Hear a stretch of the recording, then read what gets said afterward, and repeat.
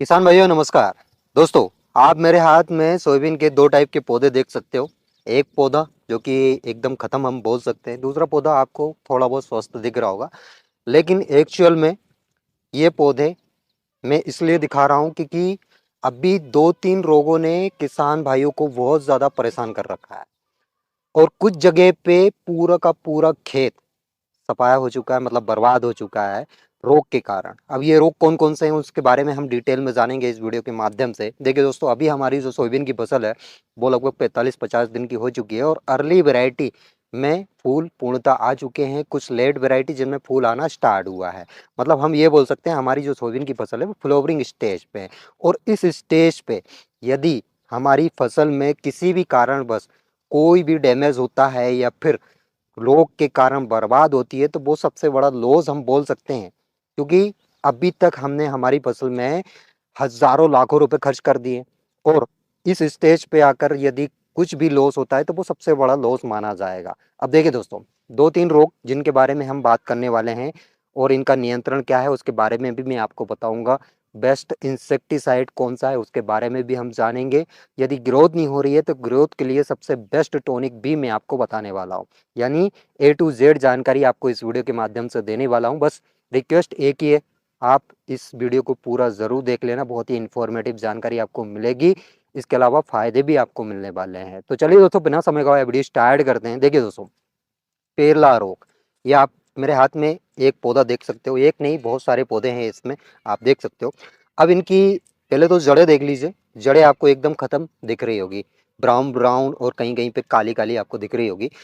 पौधा हम बोल सकते हैं कि ये एकदम खत्म हो चुका है, पीला पड़ रहा है और अब इसमें फूल और फल की उम्मीद हम नहीं कर रहे हैं। क्यों? क्योंकि इसमें कुछ है ही नहीं। देखिए, पत्तियों से पौधा भोजन बनाता है तो पत्तियां एकदम डैमेज हो चुकी है, ब्रांचिंग अब इसमें होगी नहीं, फूल इसमें आएंगे नहीं।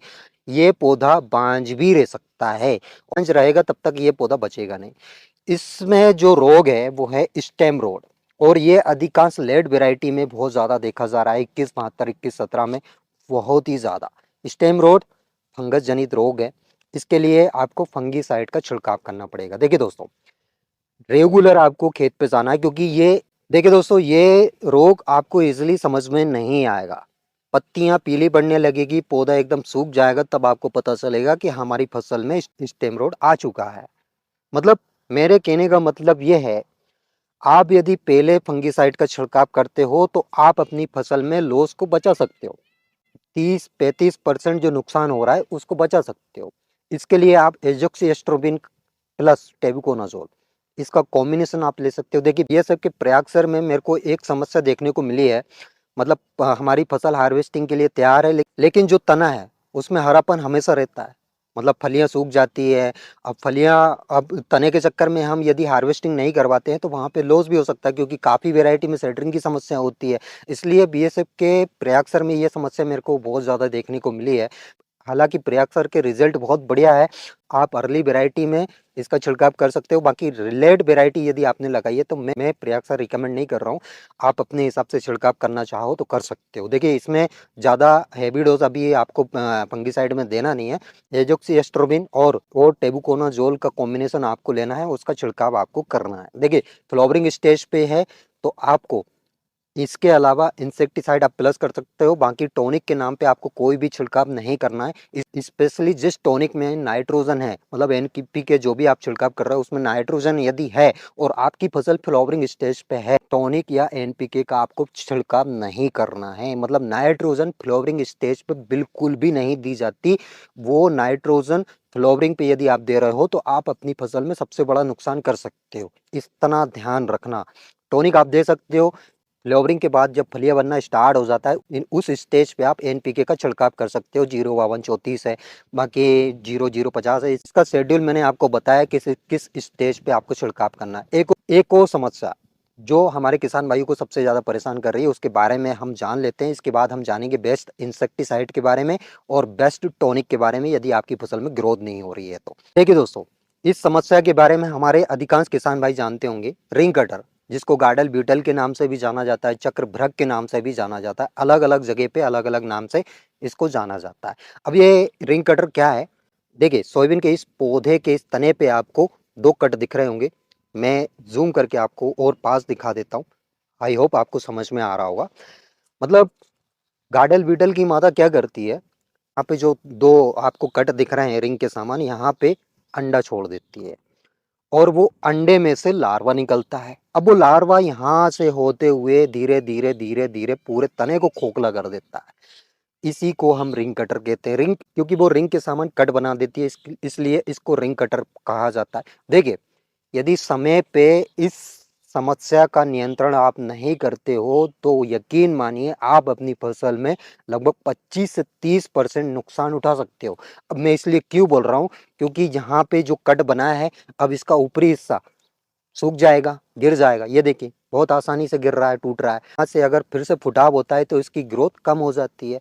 अब ये जरूरी नहीं है कि यहीं पे कट बनाएगी, पूरे पौधे के तने पे कहीं पे भी कट बना सकती है। यहाँ पे शाखाओं में कट बना सकती है, तने पे कट बना सकती है। मतलब जहाँ पे कट बना है वहां से पौधा टूट जाएगा, मुरझा जाएगा, सूख जाएगा। इसलिए इससे बहुत तगड़ा नुकसान सोयाबीन की फसल में देखा जाता है। इसके नियंत्रण के लिए सीधा सट फंडा है भाई साहब, आपको इमामेक्टिन प्लस थायोमिथाक्सान लेना है। इमामेक्टिन थायोमिथाक्सान का कॉम्बिनेशन बहुत बढ़िया है। इसी के साथ आपको सिलिकॉन चिपकू जरूर डाल लेना है। अब चिपकू क्या करता है, यहाँ पे यदि 2-3 बूंद भी पड़ती है तो वो पूरे पत्ते पे फैला देगा। ये अब और अगर आप नॉर्मल दवाई का छिड़काव करते हो तो वो दवाई यहाँ से बहती हुई नीचे गिर जाएगी। इसलिए आपको चिपकू जरूर डाल लेना है। इसका नियंत्रण बहुत जरूरी है दोस्तों। और अगस्त माह में रिंग कटर का प्रकोप बहुत ज्यादा देखा जाता है। अगस्त लगते ही रिंग कटर स्टार्ट हो जाती है। और आपकी फसल में यदि अभी रिंग कटर नहीं है तो बहुत अच्छी बात है, आप पहले से सुरक्षित अपनी फसल को कर सकते हो। पहले से सावधान हो जाइए। ये बेट मत करिए कि हमारी फसल में जब रिंग कटर आएगी तभी हम छिड़काव करेंगे। उससे पहले यदि आप छिड़काव करते हो तो आप अपनी फसल में नुकसान बचा सकते हो। इसलिए इमामेक्टिन थायोमिथाक्सान, यदि आपको थोड़ा बहुत भी लग रहा है कि हमारी फसल में 1-2 पौधे में रिंग कटर दिख रही है तो उसी समय आप छिड़काव कर दीजिए। क्योंकि वो 1-2 पौधे आपको आज दिख रहे हैं, हो सकता है कल 10-15 पौधे दिखें और इसके बाद बढ़ता जाएगा। इसलिए तुरंत छिड़काव करें, है ना। ये 2 समस्या। अब तीसरी भैया, एनपीके।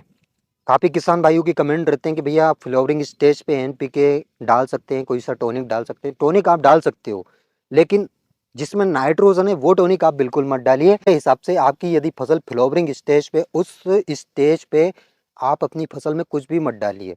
मतलब छेड़छाड़ करिए ही मत। स्पेशली खरपतवार नाशक दवाई तो बिल्कुल डाल ही मत देना।